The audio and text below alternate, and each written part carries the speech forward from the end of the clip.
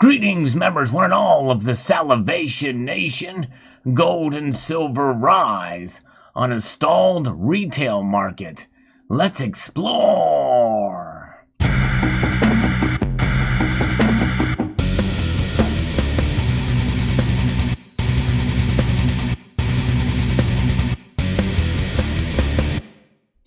Yes, bringing you some market news to end the week. Gold and silver in positive territory, as we can see here. And exciting to see the markets kind of move in a positive direction. Many of us were kind of perplexed, as I talked about previously, about how gold and silver had dropped after the inflation numbers came out. Well, it's kind of fickle, these markets are, and how different factors can come into play here. This from CNBC. Weak U.S. retail sales, they've hurt the dollar and treasury yields here. Before we get into this, I want to encourage you to hit the notification bell so that you can be apprised of the latest video when it makes its way across the platform here, so that you can be apprised of the latest news. And to also encourage you to engage by pressing that thumbs up button. Yes, the one with the thumb sticking up. Words, it kind of helps with the metrics, with the algorithm here. Very much appreciated there. Moving ahead here with the news. Gold has extended its gains on Friday, buoyed by a dip in the dollar and U.S. Treasury yields after data showed U.S. retail sales unexpectedly stalled in April. We saw spot gold move up to 1838.57. It's up more than that now by about 1 o'clock. And for the second week of gains, U.S. gold futures climbed as well, almost a percentage point. A dollar and real yields need to remain supportive for gold to rise in the near term, said Suki Cooper, an analyst at Standard Chartered.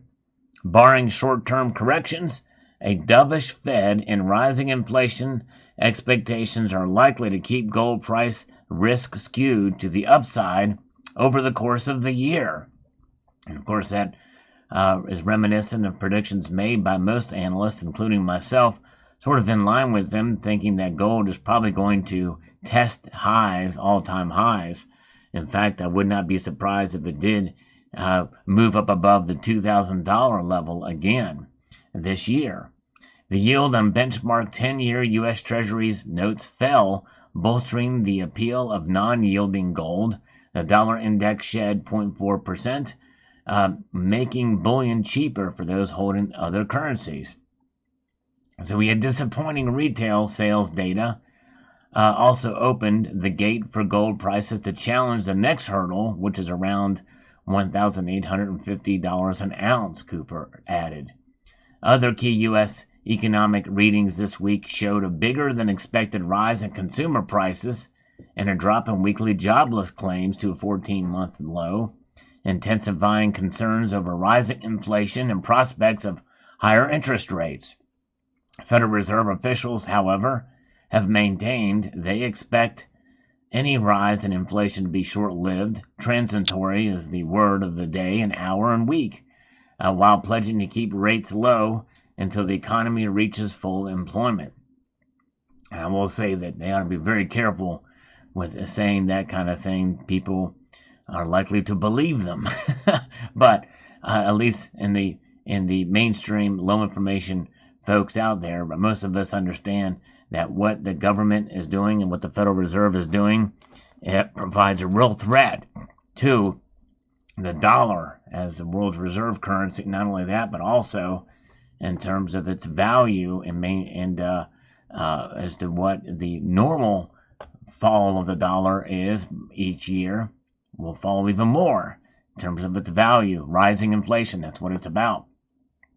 The Fed is not going to throw the economic recovery off course by raising rates, StoneX analyst Rona O'Connell said. There's too much risk involved to start either aggressive tapering or raising rates because there's not enough underlying strength in the economy. Although some analysts say that they may not have a choice but to raise rates and the way things are going, which means that they have to sort of taper back. We've got global issues, particularly with uncertainties over places like Brazil and India, referring to the two countries now reporting the highest number of new daily COVID-19 infections and death. India's total tally of coronavirus infections climbed past 24 million on Friday, with widespread restrictions also taking a toll on physical gold demand. So that is something to take into account. Let's take a look back here and where the numbers are, as they are very close to closing as of the recording of this video for the weekend. Gold getting closer to that 1850 in the ask price. It is 1844.40 right now, up almost a full percentage point. Silver climbed higher with well over a percentage point, almost a 1.25 point climb, up 32 cents to $27.50, 51 cents. And platinum is up $19, the winner of the day, actually, $1,230. And palladium rose as well, up $26, $29.50. Rhodium is trying to recapture some of its losses in the recent days and weeks here, $27,600. So there's where it is. The gold to silver ratio is now narrowed to 67.25, but still above where we saw it previously in the 666 range.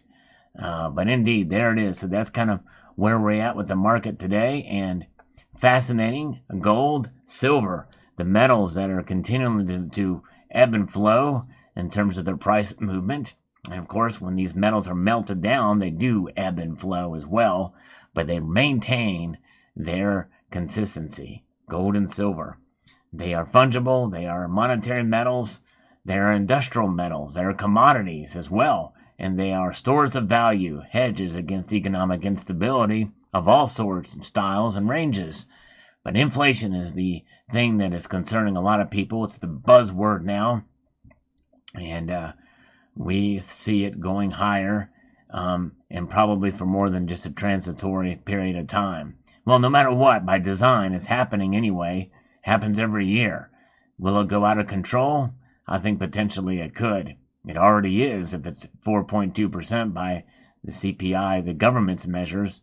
So therefore, even if gold and silver goes down, do not be discouraged. Hold on to your silver and gold, and it may not be a bad idea to pick some more up at your earliest convenience, and of course, within your budget. So there you have it. Let me know your thoughts in the comment section below. Would like to extend a multitude of gratitude to you all for taking the time to watch this video, and encourage you to please rate, share. Yes, it does help to share this video among multiple platforms out there in social media. Comment your thoughts below and subscribe.